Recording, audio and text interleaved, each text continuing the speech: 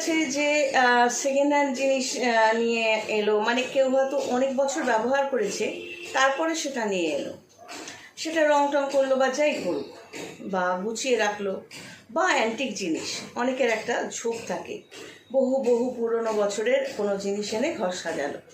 একটা কথা মাথায় রাখতে হবে, আমাদের প্রত্যেকটা জিনিস, যেমন আমি ধরো ঘড়িটা পরছি বা এই মালাটা পরছি, যেহেতু জ্যোতিষীতান্ত্রিক হিসেবে আমাদের একটা অ্যাটাচমেন্ট এর সাথে থাকবে, সেটা একটু বেশি পাওয়ারফুল।